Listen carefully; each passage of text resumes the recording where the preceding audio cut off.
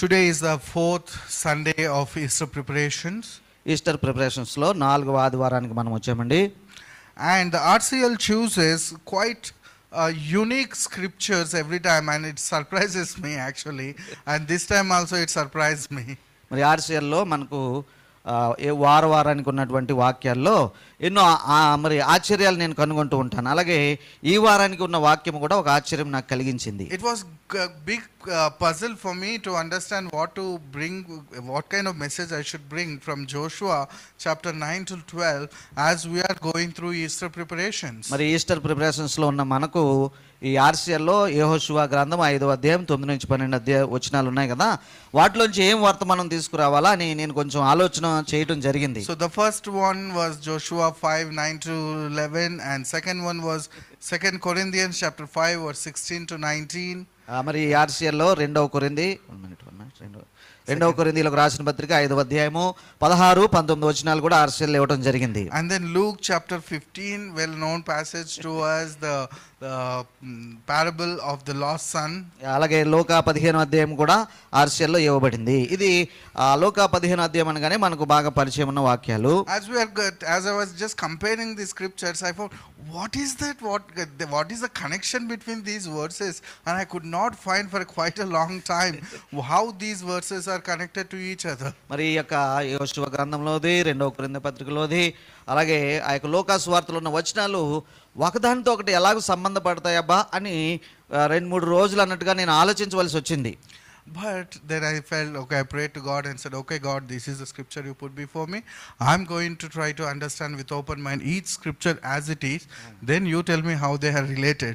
And when I completed my meditation and study, I found all these things are related and talking about one beautiful message. మరి అప్పుడు ప్రభు మీద ఆధారపడి, ప్రభా ఇక్కడ ఉన్నది వాక్యాలు ఉన్నట్టుగా నేను చదువుతాను, వాటిని అర్థం చేసుకుంటాను, వాటిలో ఉన్న సంబంధం ఏమిటో మరి నాకు బయలుపరచు, లేదంటే తెలియజెప్పని ప్రార్థించినప్పుడు ఈ 3 వచనాలు కూడా అద్భుతంగా సంబంధపడి ఉన్నాయని నాకు తెలిసింది. So the first one, మొట్టమొదటి వచనం Joshua chapter 5. యెహోషువ గ్రంథంలోనే 5వ అధ్యాయము.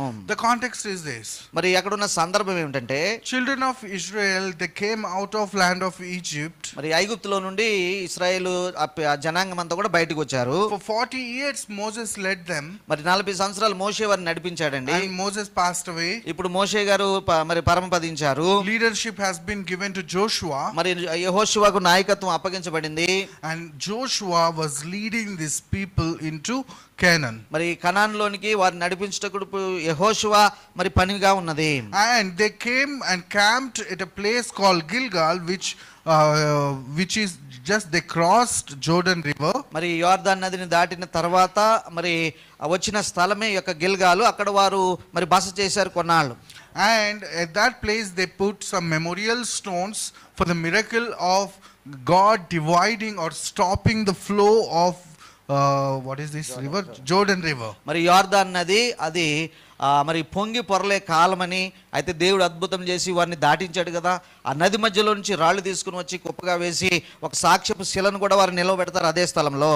For 40 years they were free people. మరి 40 సంవత్సరాల పిల్లరా వారికి ఏ విధమైన మరి కట్టుబాట్లు లేవు అన్నట్టుగానే ఉన్నాయి. They were not under the bondage of Egyptians. మరి ఐగుప్తీయుల యొక్క మరి చెర కింద లేరు. ఇప్పుడు 40 సంవత్సరాలు మరి ఫ్రీగా వారు ఉన్నారు, స్వతంత్రులుగా. They were not under the bondage of anyone else. మరి ఆ యొక్క అరణ్యంలో వారికి ఎవరి యొక్క ఆ యొక్క బంధకాలు కూడా లేవు. But they did not even occupy the promised land they were వారికి supposed to. మరి యొక్క 40 సంవత్సరాల్లో ఏ బంధకాలు లేనప్పటికీ దేవుడు వారికి వాగ్దానం చేసినటువంటి కానాను దేశాన్ని వారు సంపూర్తిగా స్వాధీనం చేసుకోలేకపోయారు. And this is the first point where they started establishing themselves as the nation of Israel. We can say they were establishing themselves for capturing and taking over the promised land. మరి ఇప్పుడు ఈ సమయం నుండి ఆ యొక్క యోర్దాను దాటిన తర్వాత నుండి అన్నట్టుగా పిల్లరా యెహోషువ నాయకత్వంలో వారికి వాగ్దానం చేసిన దేశాన్ని స్వాధీనపరచుకుని వారు స్వంత దేశం అనిపించుకునే ఆ యొక్క స్వాధీనం అక్కడ కనబడుతుంది. ఇక్కడ నుంచి ప్రారంభం అవుతుంది. And Joshua is leading them towards మరి ఆ యొక్క కార్యక్రమం కొరకు యెహోషువ వారిని నడిపిస్తూ ఉన్నాడు. And there is a great typology between Joshua and Jesus. మరి యేసు ప్రభు వారికి యెహోషువకు పిల్లరా ఎన్నో పోలికలు ఉంటాయండి. And in fact, మరి నిజానికి చూస్తే the proper pronunciation for the name Jesus is Joshua. మరి యేసు అని మనం పలుకుతాం కదా ఆ యొక్క శబ్దము, అది మూల భాషలో పిల్లరా యెహోషువ అని దానికి అర్థము. And in Telugu it is Yehoshua. యెహోషువ యేషువ. There is no sound J in Hebrew. Hebrew భాషలో పిల్లరా ఆ యొక్క జా శబ్దం లేక జే శబ్దము లేదు. When it is westernized, the J sound came and we started calling it Joshua, and we started calling Jesus with J, and in fact they are Yehoshua and Yeshua. మరి అసలు మూల పదాలు పిల్లరా మూల భాషలో హెబ్రీ భాషలో యెహోషువ అలాగే యేషువ అనేటువంటి పదాలు.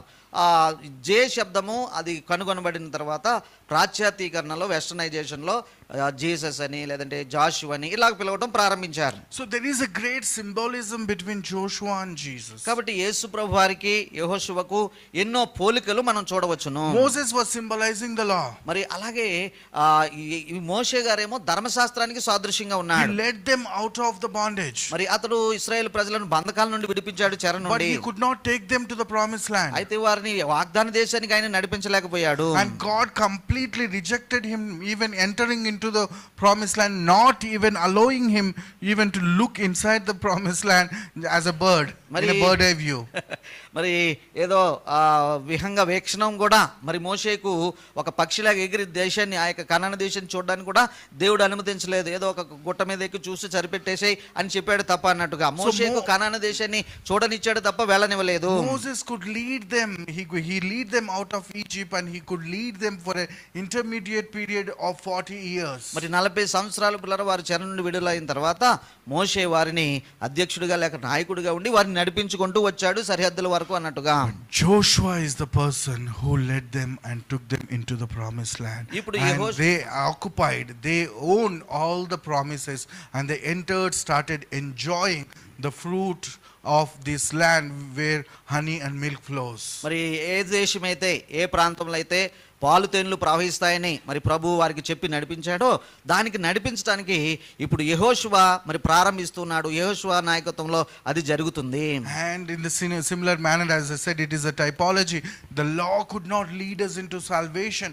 Here comes Jesus, who takes us, who brings us out of the sin and leads us into the eternal life, and into the life that is in completion. మరి చూసినట్లయితే మనము ధర్మశాస్త్రము మరి సంపూర్తిగా చేయలేకపోయింది. మోషే ధర్మశాస్త్రానికి సాదృశ్యంగా ఉన్నాడు అనుకున్నాం. అతడు కానాను దేశంలోనికి నడిపించలేకపోయాడు. అయితే మరి యేసు ప్రభు పిల్లరా యెహోషువకు సాదృశ్యంగా ఉండి మరి యెహోషువ ఎలాగైతే కానాను దేశానికి ప్రజలు నడిపించాడో యేసు ప్రభు మనకు నిత్య జీవాన్ని ఇస్తున్నాడు. Joshua fought many wars. మరి యెహోషువ చాలా యుద్ధాలు చేశాడండి. And he had given rest to the children of Israel. ఇశ్రాయేలు ప్రజలకు యుద్ధాలు అయిపోయిన తర్వాత మరి ఆ శాంతియుతమైన వాతావరణాన్ని కూడా అనుగ్రహించాడు. And Jesus fought the war with the sin and the death. మరి యేసు ప్రభు ఏ యుద్ధాలు చేశాడు? మరి మరణంతో యుద్ధం చేశాడు, మరి అపవాదితో యుద్ధం చేశాడు ఆయన. And through his resurrection, మరి ఆయన పునరుత్థానమును బట్టి విజయం ప్రకటించాడు. he won victory for all of us. మరి మనందరి కొరకు పునరుత్థానం చెంది ఆ యొక్క యుద్ధ విజయాన్ని మరి బహిర్గతం చేశాడు, బహిరంగంగా ప్రకటించాడు. And he is leading us into the fullness of life. మరి ఆయన ఇప్పుడు ఏం చేస్తున్నాడు తెలుసా? మనలను సంపూర్ణ జీవంలోనికి అనగా నిత్య జీవంలోనికి ఆయన మనల్ని నడిపించుకుంటూ వస్తున్నాడు. This is the typology between Jesus and Joshua. యెహోషువకు యేసు ప్రభుకి మధ్య పోలిక ఈ రీతిగా ఉన్నది. And this same Joshua, instructions have come in Joshua chapter 5. మరి యెహోషువ 5వ అధ్యాయంలో పిల్లరా ఈ ప్రజలకు కొన్ని సూచనలు అతడు చేసుకుంటూ వస్తూ ఉన్నాడు. Here 3 things are there. మరి చదివిన వాక్య భాగంలో అన్నట్టుగా 3 విషయాలు మనం చూడొచ్చు. And number 1 is circumcision. మరి ఈ యొక్క యోర్దాను దాటిన తర్వాత పిల్లలు వారు మొట్టమొదటిగా సున్నతి ఆచారాన్ని పాటిస్తున్నారు. Whoever left Egypt, they were circumcised. మరి ఐగుప్తును విడిచిన వారు ఆ తరం వారు సున్నతి పొందుకున్నారు. And but all of them were all of them were dead except Joshua and Caleb. మరి యెహోషువ కాలేబు తప్ప మిగిలిన వారందరూ పిల్లరా అరణ్యంలో వారు మరణించారు కదా. And during these 40 years there was no circumcision. మరి 40 సంవత్సరాల అరణ్య యాత్రలో వారు ఏ విధమైన ఈ శరీర సున్నతిని వారు పాటించలేదు. And so here after they crossing the Jordan, God is asking them for all this new generation who born during this 40 years of time to be circumcised. మరి అరణ్య యాత్రలో వారికి జన్మించిన తరం వారు మరి కనాను లేదంటే ఆ యొక్క యొర్దాను దాటిన తర్వాత వారికి సున్నతి ఆచారము మరి చెయ్యాలని యెహోషువకు దేవుడు ఆజ్ఞాపించాడు. which means to make them again their chosen nation generation. మరి ఒక ఏర్పరచబడిన వంశముగా ఏర్పరచబడిన దేశముగా వారు చేసే ఒక నిబంధనలాగా ఈ సున్నతి ఆచారం వరకు వారికి చెప్తున్నాడు. And next thing they did was observing the Passover. మరి రెండవది ఏం చేశారంటే పిల్లరా, పస్కా పండుగను కూడా వారు ఆచరించారండి. How God delivered them out of Egypt. మరి It is a song, it is a celebration of freedom. Yeah. And which they observed and celebrated through Passover. మరి యొక్క పస్కా పండుగను ఆచరించడంలో వారు కూడా ఏంటంటే ఐగుప్తు చెరలో నుండి వారు ఎట్లా బయటకు వచ్చారో దానికి సాదృశ్యంగా ఈ పస్కాను వారు చేసుకుంటూ ఉండేవారు. And as I said before, మరి ముందు మనం అనుకున్నట్టుగా the children of Israel, they came out of the slavery. మరి ఇశ్రాయేలు జనాంగము బానిసత్వం నుంచి బయటకు వచ్చారు. They were not slaves to anybody. మరి 40 సంవత్సరాల నట్టుగా వారు ఎవరి ఆధిపత్యం కింద లేరు. And they did not experience the promised land yet. అయితే in that position. మరి స్వతంత్రులుగా ఉన్నప్పటికీ వారు ఆ యొక్క దేశాన్ని, స్వంత దేశాన్ని స్వాధీనం చేసుకోలేదు, కనాను దేశాన్ని. That is their status at that point of time. That's the reason they had to go through this. మరి ఇటువంటి పరిస్థితుల్లోనికి వచ్చి అక్కడ ఉన్నారు, అది మనం చదువుకుని ఉన్నామన్నట్టుగా. And that is what symbolically expressed through circumcision as well as observing the Passover. మరి వారి యొక్క స్థితి ఈ యొక్క సున్నతి ఆచారంలోను అలాగే పస్కా పండుగను జరుపుకోవడంలోను అక్కడికి వచ్చి అక్కడ ఆగి ఉన్నారన్నట్టుగా. Then happens the most interesting thing. ఆ తర్వాత వస్తుందండి ఇంకా ఆసక్తికరమైన మరొక సంగతి. The next day of the Passover. మరి ఈ యొక్క పస్కా పండుగ అయిపోయిన మరునాడు అన్నట్టుగా. And that week is celebrated as a feast of unleavened bread. మరి పులియని రొట్టెల పండుగ వారం రోజులు వారు చేసుకుంటూ ఉంటారు. So right after Passover, మరి యొక్క పస్కా పండుగ తర్వాత వచ్చే వారం రోజులు పులియని రొట్టెల పండుగ అన్నట్టుగా వారు చేసుకుంటారు. first time ever in their lives, మరి మొట్టమొదటిసారి వారి జీవితాల్లో ఏం చేసుకుంటూ వచ్చారంటే they ate the produce of the promised land. మరి వాగ్దాన దేశం యొక్క పంటను వారు రుచి చూచారు. Till then they were living on. Can anybody help me? What is the food they were living on? అంతవరకు వారు దేనిని తిని బతికారు? మన్నా. మన్నా. Okay.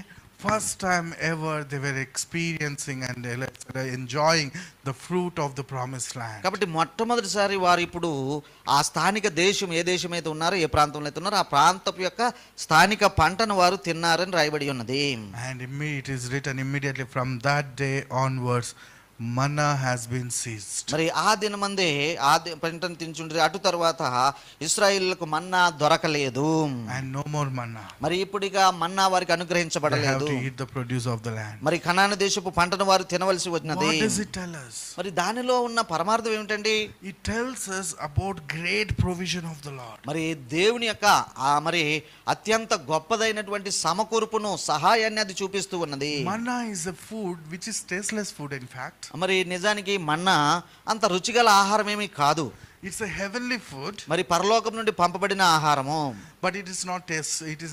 It is not very tasty. మరి అంత రుచికరంగా ఉన్న ఆహారం అయితే కాదు. And every day they have to eat the same wafers. మరి wafer kind of food. మరి ప్రతిరోజు కూడా పిల్లలు ఈ మన్నాను వారు సిద్ధపరచుకుని తినాల్సిందే. ప్రతిరోజు కూడా అదే ఆహారము. And this is just food for the road. మరి Food for the road. మరి రోజు వారి ఆహారం అన్నట్టుగా.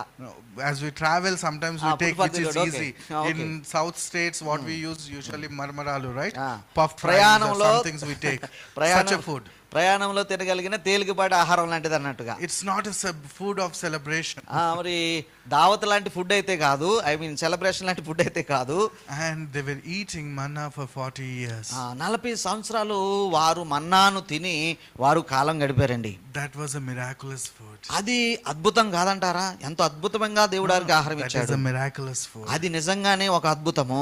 They received the miraculous food for 40 years. 40 సంవత్సరాలు దేవుడు అద్భుతంగా అరణ్యంలో వారిని పోషించాడు. And they were complaining of course about various things.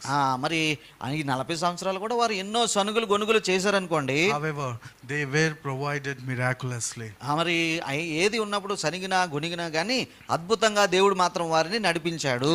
And the moment they entered into the promised land, and from this point of the moment they started eating, the produce of the land, manna ceased. మరి ఎప్పుడైతే వారు కనాను దేశపు పంటను తినడం మొదలు పెట్టారో ఆ దినము నుండి అన్నట్టుగా మన్నా ఇక వారికి దొరకలేదు.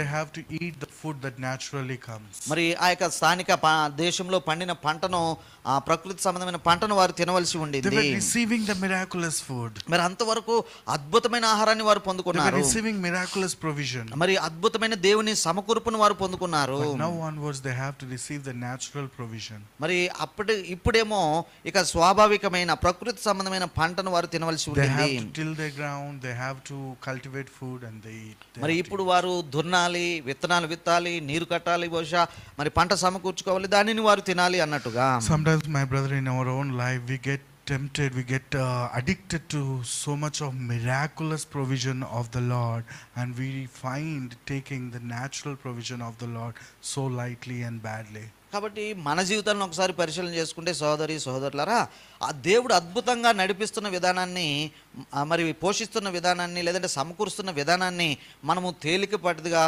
మరి తీసుకుంటూ మరి సమకూరుస్తున్న ప్రకృతి సంబంధమైన సహాయాన్ని మనం పట్టించుకోకుండా ఉంటూ ఉన్నాము. Many of our brethren are despising the medicine because they want to experience only miraculous healing. మరి అద్భుతమే జరగాలి, నేను డాక్టర్ దగ్గరికి వెళ్ళను, మందులు వేసుకోను అని కొంతమంది మరి అట్లాగే మరి మందులు వాడకుండా అనారోగ్యంగానే ఉంటూ ఉన్నారు. We are tempted and addicted to this miraculous provision, and where we are despising the natural provision of the Lord. దేవుడు ప్రకృతిలో సమకూర్చిన వైద్యము లేదంటే ఆ యొక్క ఔషధాలు అనేటువంటి వాటిని తృణీకరించి దేవుడు స్వస్థపరిస్తేనే మేము పొందుకుంటాము అని అలాగే కాలం గడిపేవారు ఎంతో మంది మనకు కనబడుతూ ఉన్నారు. But here interesting thing is manna provided to them till they enjoy the produce of the land. మరి ఇక్కడ మనం చూస్తున్నాం కదా అద్భుతంగా పిల్లరా, ఆ దేశపు పంటను తినేటంత వరకు దేవుడు అద్భుతంగా వారికి మన్నాని ఇచ్చాడు. There was not even one single meal where they had to starve. Not even single meal they had to suffer. మరి అద్భుతంగా దేవుడు పోషించిన కాలంలో వారు ఒక్కరోజు కూడా మరి ఆకలితో పస్తుండాల్సిన అవసరం పడలేదు. This is a transition period. ఇప్పుడు వేరొక పరిధిలోనికి వారు వస్తూ ఉన్నారు. మార్పు సమయం ఇది. So what would happen when you can imagine if you are in that place, what would you think? మరి మనమే గనక ఆ సమయంలో ఆ సందర్భంలో మనం ఉంటే మనమేం ఆలోచిద్దాం ఈ విషయాలను గురించి? If I was there, I would say, God, why all these produce of the land? It's okay, I'm happy with the wafer. I'll eat the wafer, I have such a big tummy.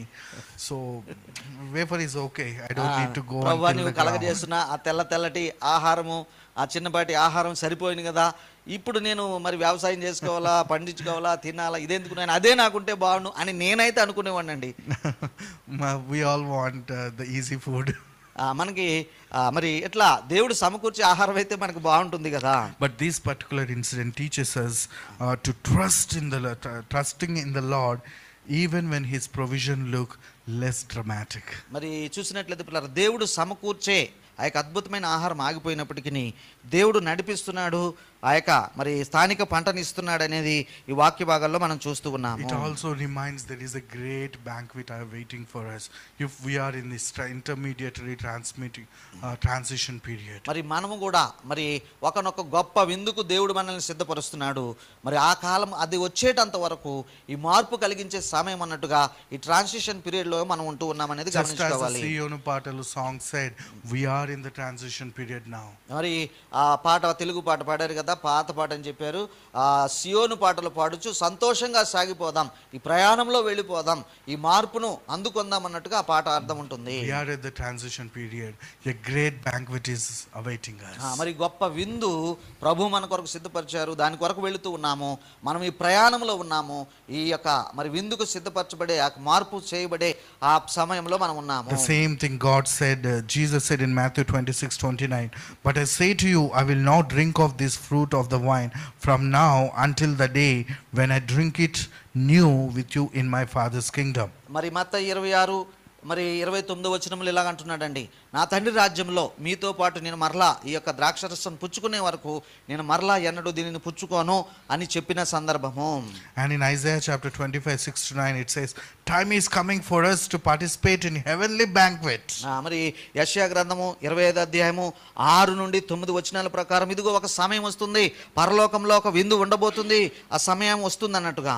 We all are going through this intermediary period. మరి మనందరం కూడా పిల్లరా ఆ మార్పును అందిపుచ్చుకునే ఆ మార్పు సమయంలో మనం ముందుకు వెళుతూ ఉన్నాము. A great heavenly banquet is awaiting us. మరి ఒక గొప్ప పరలోకపు విందు మనందరి కొరకు ఎదురు చూస్తూ ఉన్నది. And during this intermediary period, అయితే ఈ యొక్క మార్పును అందుకునే ఈ యొక్క మార్పు చెందే సమయంలో God has blessed us with manna. మరి ఆ అద్భుతమైన ఆహారమైన మన్నాను దేవుడు మనకు అనుగ్రహించాడు. Manna kind of food. మరి అంటే అక్షరాల మన్నా కాదు కానీ మన్నా లాంటి సమకూర్పును ఆహారాన్ని ఆయన ఇస్తూ ఉన్నాడు. That is nothing but the Eucharist, the communion, Holy Communion that we partake, the bread and wine every Sunday that we partake in. మరి ప్రతిసారి కూడా మనము ప్రభు బలలో చేయి వేస్తున్నది ప్రభు మనకు అనుగ్రహించిన ఆ అద్భుతమైన సమకూర్పు, ఆ ప్రభు రొట్టె శరీరము అనేటువంటిది, ఆయన రక్తమునకు సాదృశ్యమైన ద్రాక్షరసం అనేటువంటిది. It is a super substantial, supernatural heavenly food granted to us, and it has such a spirit, life of the spirit in it. మరి ఆత్మ యొక్క జీవము అందులో ఉంటుంది. దేవుడు మనకి ఈ యొక్క ట్రాన్సిషన్ పీరియడ్ లో మనకు దాన్ని ఒక అద్భుతమైన ఆహారంగా మరి మన్నాకు సాదృశ్యంగా ఆయన మనకు అనుగ్రహించి ఉన్నాడు. We are participating in the communion. మనము అందులో పాలు పంచుకుంటున్నప్పుడు that gives us the energy that is required for our day to day lives, that gives us the life that we require as we are going through this intermediate period. మరి ఈ యొక్క మధ్యస్థ వ్యవస్థలో ప్రయాణం చేసుకుంటూ వెళ్ళిపోతున్న మనకు పిల్లరా శక్తిని, బలాన్ని లేదంటే సామర్థ్యాన్ని ఇచ్చుటకు అన్నట్టుగా ఈ యొక్క ప్రభు బల్లను, రొట్టెను, ద్రాక్షరసాన్ని మనం ఆచరిస్తూ ఉన్నాము. But let me tell you, my friends, అయితే ఒక విషయం నేను మీతో చెప్పనియండి. we are at the transition period now. మనము ఈ యొక్క మార్పును కలిగించుకునే సమయంలో ఉన్నాము, ప్రయాణంలో. And this manna, that communion, what you are enjoying, it is going to be stopped. మరి అయితే మన్నా ఎలాగైతే ఆగిపోయిందో పిల్లరా, ఈ ప్రభురాత్రి భోజన సంస్కారం అనేది కూడా ఒక రోజున నిలిచిపోతుంది. The Lord is going to come back. మరి ప్రభువే తనంతట తానే మన మధ్యకి వస్తారు. And we all are going to enter and enjoy the banquet of the Lord. మరి ప్రభు అప్పుడు ప్రత్యక్షంగా ఇచ్చే ఆ మహావిందులో మనం అందరం పాలు పంచుకోబోతూ ఉంటాము. And once we enter into that, we don't need this communion anymore. మరి అప్పుడు ప్రభు యొక్క మహావిందులో ప్రత్యక్షంగా మనం ఉన్నప్పుడు అప్పుడు ఇక ఈ యొక్క సాదృశ్య రూపమైన ఆహారము, ద్రాక్షారసము అది మనకు అవసరం లేదు. I'm not despising the communion. మరి నేను ఆ యొక్క ప్రభు బలను తక్కువ చేసి తిరునీకరించి మాట్లాడడం లేదండి. That gives the life of God to us. మరి అది దాంట్లో మనకు ఒక సాదృశ్య రూపమైన జీవము మనందరికీ కలుగుతుంది. But I want to challenge you or inspire you and hope for even better. A heavenly banquet is awaiting us. మరి పరలోకంలో గొప్ప విందు, ఇంకా మహా గొప్ప విందు, ప్రత్యక్షమైన విందు మన కొరకు ఎదురు చూస్తున్నదని, మరి దాని కొరకు సిద్ధపడాలని, మరి పురుగొల్పాలని నేను ప్రయత్నిస్తూ ఉన్నాను. That's why in Corinthians Apostle Paul, as he administers communion, he says, as we eat and drink this, as we are eating, we are proclaiming the coming of the Lord. మరి ఆ యొక్క కొరింథీ పత్రికలోనే పౌలు అంటాడు కదండి, ఇదిగో నేను ఈ యొక్క బలను మీకు ఇస్తూ నేను మీకు కొన్ని సూచనలు చేస్తాను. ఏంటంటే దీనిని మనము ప్రభు వచ్చు వరకు ఆయన మరణమును ప్రచురించుటకు దీనిని మనము చేయవలెను. As we are in this transition period, let us look forward unto the heavenly feast that is awaiting us. కాబట్టి ఈ యొక్క ప్రయాణ సమయంలో మరి అత్యధికమైన ఆ యొక్క విందుకు సిద్ధపడుతున్న సమయంలో ఈ విషయాలన్నీ మనసును ఉంచాలని నేను కోరుతున్నాను. And a great banquet is going to be opened for us, and the communion is going to be seized. మరి ఆ యొక్క ప్రత్యక్ష విందులో మనం పాలు పంచుకుంటున్న రోజున ఇక సాదృశ్య రూపమైన బల్లాయు, రొట్టెయు అన్నట్టుగా అవి నిలిచిపోవును. And next scripture Bible, RCL gives is 2 Corinthians 5:16-19. మరి రెండవ భాగముగా పిల్లరా 2వ కొరింథీ 5వ అధ్యాయము 16 నుండి 19 వచనాలంటగా ఆర్సీఎల్ ఉన్న 2వ వచన భాగము. In which I would like to take one verse only. మరి ఇక్కడ 3 వచనాలు ఉన్నాయండి. అయితే ఒక్క వచనం మాత్రం నేను మీతో చెప్పాలని ఆశపడుతున్నాను. That is, therefore if anyone is in Christ, he is a new creation, all things have passed away, behold all things have made new. మరి 17వ వచనం, కాగా ఎవడైనను క్రీస్తునందున్న ఎడల వాడు నూతన సృష్టి, పాతవి గతించెను ఇదిగో క్రొత్తవాయెను. This verse is talking about again the transformative power of Christ's reconciliation. మరి క్రీస్తు పునరుద్ధరించే ఆ శక్తిని గూర్చినటువంటి ఒక సందేశము ఈ వచనంలో మనం చూస్తూ ఉన్నాము. And we have seen in Joshua that food of transformation or food of transition. మరి యోషువ గ్రంథంలో మనం చదివాం వారి యొక్క ఆహారం ఎలాగో మార్పు చెందిందో, మన్నా నుండి స్థానిక దేశపు పంటను ఎలా తిన్నారో దానిని మనం చూసుకుంటూ వచ్చాము. And here it talks about transition of human life in Christ's reconciliation work. మరి క్రీస్తు యొక్క తిరిగి సమాధానపరచు పరిచర్యలో ఒక వ్యక్తి మరి పాత నుండి కొత్తగా ఎలా మారుతున్నాడు అనే విషయాన్ని ఈ వచనంలో మనం చూస్తూ ఉన్నాము. All the religions in the world, they do talk about changing in behavior. మరి ఈ లోకంలో ఉన్న ఏ మత వ్యవస్థనైనా మీరు చూడండి, వారు బయటికి కనబడే ప్రవర్తన మార్చుకోండి అని మాత్రమే చెప్తారు. But Christianity doesn't. అయితే క్రైస్తత్వంలో మనం బయట ప్రవర్తన మార్చుకోమని మనం చెప్పనవసరం లేదు. Even Aristotle teaches to change our behavior. మరి అరిస్టాటిల్ లాంటి గొప్ప తత్వవేత్తలే మరి మీ యొక్క బయటి చర్యలు మరి బిహేవియర్ ప్రవర్తన మార్చుకోండి అని చెప్పుకుంటూ పోయాడు. We don't need a religion to tell us to change our behavior. Our father is enough. మరి ఇంట్లో పేరెంట్స్ సరిపోతారు కదండి, మీరు అలా చేయొద్దు ఇలా చేయొద్దు అని చెప్పడానికి దేవుడు కావాలా? దానికి బిహేవియర్ మార్చుకోరని చెప్పడానికి దేవుడు అక్కర్లేదు. ఇంట్లో పేరెంట్సో ఎల్డర్సో ఏమండి ఆ టీచర్సో సరిపోతారు. And so that's why Christianity doesn't teach us about change our behavior. మరి బయటి ప్రవర్తన మార్చుకోమని బైబిల్ ఎక్కడా మనకు చెప్పడం లేదు. I'm not neglecting the importance of changing behavior. We wrote a book, Saved What Next. It talks enough about behavior. మన చర్చిలో ఒక పుస్తకం ఉందండి, ఇప్పుడు రక్షించబడిన తర్వాతి అడుగులు ఏమిటి అనేటువంటి పుస్తకం ఉంది. అంటే బయట ప్రవర్తన కూడా ప్రాముఖ్యమే, దాన్ని మనం తృణీకరించడం లేదు. కానీ Christian message, gospel is not about changing behavior. It is a metaphysical message that tells you are becoming a new creation. మరి మొత్తంగా మారిపోతున్నావు, నూతన సృష్టిగా మారిపోతున్నావు, ఆ యొక్క పదార్థమే మారిపోతుంది అనేటువంటి ఒక సందేశము ఈ నూతన సృష్టిగా మారుతున్నావు అనే ఉద్దేశంలో మనం చూస్తూ ఉన్నాము. It is not about change. మరి బయటి ప్రవర్తన మార్పును మనం అడగటం లేదు. It is about new creation. మొత్తం పూర్తిగా కొత్తదవటానికి గురించి బైబిల్ చెప్తూ ఉన్నది. And when new creation comes, it comes out with a new behavior as well. మరి నూతన సృష్టిగా మారినప్పుడు అండి నూతన ప్రవర్తన కూడా మనకు వచ్చేస్తుంది. It's not about behavior, it's ontological. మరి ప్రవర్తన బట్టి కాదు, ప్రవర్తన మార్చుకోవటం అనేది కాదు, ontological. It's about change in our very creation, what we call it changes who we are basically from every cell. Every even in fact even you can go inside, it changes every electron, proton and neutron in your body. మరి మనము భౌతికంగా ఏ కణాలతో కణజాలాలతో నిర్మించబడ్డామో నూతన సృష్టిగా మారినప్పుడు ఆ యొక్క కణాల సహితము అక్కడి నుంచి మార్పు ప్రారంభమై మొత్తానికి మారిపోతూ ఉన్నది. ఆ శరీర వ్యవస్థ అంతా కూడా మారిపోతూ ఉన్నది. God's primary goal is new creation, not change. మరి మార్పు చెందించడం ప్రభు పని కాదండి, నూతన సృష్టిగా మార్చడమే ప్రభు పని అయ్యున్నది. That's what the fruit of Christ's reconciliation. మరి తిరిగి సమాధానపరచు పరిచర్య యొక్క ఫలము అలాగూ మనకు కనబడుతుంది. And let's go to the last passage given by the RCL. RCL లో ఉన్నటువంటి 3వ వాక్య భాగానికి నేను త్వరగా వస్తున్నాను. Luke 15:1-3 and Luke 15:11-32.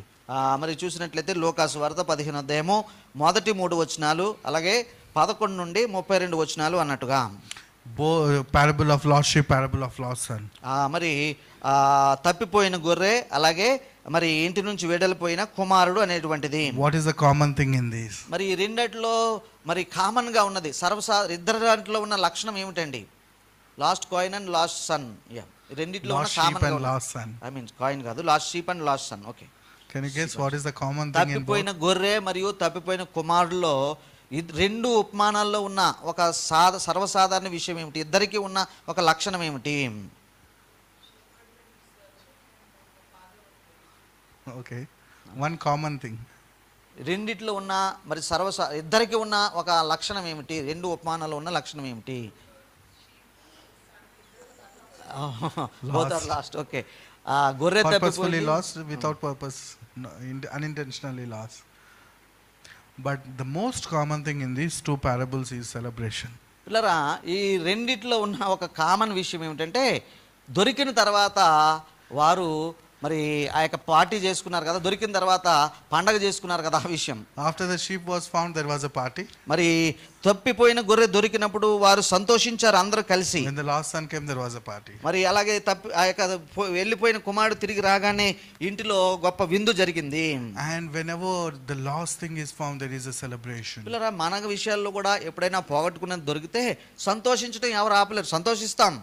And the most interesting thing here is this. అయితే ఇక్కడ ఇంకొక ప్రాముఖ్యమైన విషయం ఉంది, అదేమిటంటే In Luke 15:32. మరి 32వ వచనం అండి. ఇదే The father was talking about the younger son. మరి 32వ వచనంలో ఆ యొక్క చిన్న కుమారుని గురించి తండ్రి ఇలాగంటున్నాడు. It was right that we should make merry and be glad. మనము సంతోషపడి ఆనందించుట యుక్తమే. Your brother, he was dead and he is alive again. మరి ఈ నీ తమ్ముడు చనిపోయి తిరిగి బ్రతికెను. He was lost and was found now. మరి తప్పిపోయి దొరికినని ఆ పెద్ద కుమారుడితో చెప్తున్నాడు. He doesn't say he changed his behavior. మరి తండ్రి ఇదిగో నీ తమ్ముడు మారిపోయాడు, ఇప్పుడు తన ప్రవర్తన అంతా మార్చుకున్నాడని చెప్పడం లేదండి. He was dead. మరి చచ్చాడు ఒక రీతంగా, Now he is alive. మరి ఇప్పుడు బ్రతికాడు. చచ్చిపోయినట్టుగా అయిపోయి ఇప్పుడు బ్రతికాడు Which అన్నట్టుగా. means he was dead. మరి చనిపోయాడు, Now he was made a new creation. మరి తిరిగి బ్రతికాడంటే నూతన సృష్టిగా మార్చబడ్డాడు He అన్నట్టుగా. is no more old person, he is a new creation now. మరి ఇక మార్పు చెందినట్టుగా కాదు, చచ్చిపోయి తిరిగి కొత్త సృష్టిగా వచ్చాడు అన్నట్టుగా చెప్తూ ఉన్నాడు. This is not transformation. మరి ఆ యొక్క రూపాంతరం పొందడం కదా, ఉన్నదాన్ని బాగు చేయడం లాంటిది It కాదు. is transition in fact. మరి నిజానికి ఇది ఒక విషయంలోంచి మరొక విషయంగా మారిపోవడం. And that's what Christ's reconciliation does. మరి క్రీస్తు పునరుద్ధానం క్రీస్తు తిరిగి సమాధాన పరిస్థితి పిల్లరా జరిగేది అదే. Israelites transition from slavery to intermediate period into completely the new creation, into the promised land where they started enjoying the feast. మరి ఆ యొక్క ఇశ్రాయేల్ ప్రజల్ని కాసేపు ఆలోచిద్దాం. మరి ఐగుప్తు బానిసత్వంలో ఉన్నారు, అక్కడి నుంచి ఆ యొక్క అరణ్యాత్రని మధ్యస్థ వ్యవస్థలోనికి వచ్చారు. తర్వాత ఇప్పుడు కనాను దేశంలో ప్రవేశించారు. కనానుకు పోయినాక వారు సంతోషపడకుండా ఎవరు ఆపడానికి వీల్లేదు. The lost son was dead and he entered the home and there was celebration and banquet. మరి ఈ యొక్క తప్పిపోయి పారిపోయిన కుమారుడు ఇప్పుడు తిరిగి వచ్చాడు, పూర్తి నూతన సృష్టిగా మార్చబడ్డాడని చెప్పబడింది. వారిక విందు చేసుకుంటూ ఉన్నారు. Now we are in the transition period. మరి ఇప్పుడు మన పరిస్థితి ఆలోచిస్తే మనము యొక్క మార్పు చెందే ప్రక్రియలో మనం ఉన్నాం. We were living on the manna kind of wafer kind of food. Communion bread is like small wafer. మరి చూడండి, చిన్న రొట్టె ముక్క లాంటిది, లేదంటే తెల్లటి వస్తువు లాంటిది, వేపర్ లాంటిది, తేలికపాటి ఆహారం లాంటి ఆ వస్తువు, అటువంటి మిరాకిల్స్ మీద అన్నట్టుగా మన యొక్క ప్రయాణం సాగుతూ ఉన్నది. We all are waiting for the Lord's coming. మరి ప్రభువు యొక్క రాకడ కొరకు మనందరము ఆయత్తపడి ఎదురు చూస్తూ We are ఉన్నాము. going to be completely transitioned into the fullness of His kingdom. మరి ఎప్పుడైతే ఆయన వస్తాడో మనము ట్రాన్సిషన్ అయిపోయి మనము పూర్తిగా మారిపోయే ఒక పరిస్థితి వస్తూ ఉన్నది. The great banquet is awaiting us. మరి మనందరి కొరకు గొప్ప మహావిందు ప్రభు సిద్ధపరిచిన ఆ యొక్క పెండ్లి విందు అంటాను చూడండి, అట్లాంటిది మన కొరకు ఎదురు చూస్తూ No more ఉన్నది. provisional food, but banquet. మరి ఏదో చాలిన ఆహారము, ప్రయాణం కొరకు సిద్ధపరచుకునే తేలికపాటి ఆహారం లాంటిది కాదు, కానీ ఒక విందు మన కొరకు సిద్ధం చేయబడుతూ ఉన్నది. As we are meditating on the Easter death, burial and resurrection of Jesus. ఈ యొక్క ఈస్టర్ దినాల్లో పిల్లరా ప్రభు యొక్క మరి శ్రమలను ఆయన యొక్క మరి పునరుత్థానం అన్నట్టుగా దానిని మనం ధ్యానం చేసుకుంటున్న ఈ రోజుల్లో Let us remember that we are going through this transition period. మనము ఈ యొక్క మార్పు చెందే ఆ యొక్క ప్రయాణంలో ఉన్నామనేది మనందరం జ్ఞాపకం ఉంచుకోవాలి. Though the suffering of death Jesus had gone through, the Sunday there awaits a great celebration. మరి ఆయన గొప్ప హింసను పొందెను, అవమానింపబడిను, శ్రమ పొందెను. ఆ యొక్క విషయాలన్నీ అయిపోయిన తర్వాత ఆదివారం వచ్చేటప్పటికి గొప్ప సంతోషకరమైన వార్త వారికి తెలిసింది. We are going through the transition period. So many sufferings, Mara kind of place, Marane places. So many sufferings we are going through. But let us be encouraged by these words. Though we are going through troubled times, and we all are awaiting a great banquet at the Lord's coming. మరి మనము కూడా పిల్లల మన పరిస్థితులను ఆలోచించుకుంటే మారాలంటి చేదైన అనుభవాలు గుండా, కష్ట నష్టాలు గుండా, పడుతూ లేస్తూ అన్నట్టుగా ఆ లాభ నష్టాల గుండా మనమంతా ప్రయాణం చేస్తూ ఈ జీవితంలో సాగిపోతున్నాం. అయితే ప్రభు వస్తున్నాడు, పెండ్లి విందును మనకి ఇవ్వబోతున్నాడు. ఆ రోజున మనం సంతోషాన్ని మనము ఆనందిస్తాము. Do not be discouraged. You are not no more a scavenger. You are not going to. You are in transition period now. You are not a wanderer. You are going. You are called, and in fact, you have the invitation to wander in the great banquet of the మరి Lord. ఇక్కడ ఈ అరణ్య యాత్రలో ఉన్నట్టుగా ఇక్కడెక్కడే తిరుగుతున్నాము, ఎప్పుడు ఈ పనైనా ఈ కష్టమైనా అన్నట్టుగా అలా ఉండటం కాదు, కానీ ఇదిగో గొప్ప విందుకు నీకు ఆహ్వానం ఉంది, దానికి ప్రయాణం చేస్తున్నానన్న సంతోషంతో మనం ఉండాల్సిన వారంగా ఉన్నాము. May the Lord grant His strength so that we may happily await for the Lord and enter into the transition and enjoy the feast with the మరి Lord. ప్రభు That's మనము what RCL encourages us this morning. మరి అలాగే ఈ వారపు ఆర్సీఎల్లోను అలాగే ఈ వాక్యం ద్వారా మనము ఆ యొక్క విందు కొరకు ఎదురు చూస్తూ ఆయన రాకడ కొరకు సిద్ధపడుతూ సహనం కలిగి సాగిపోవాలని అట్టి కృపా ప్రభు మనందరికి ఇచ్చునుగాక.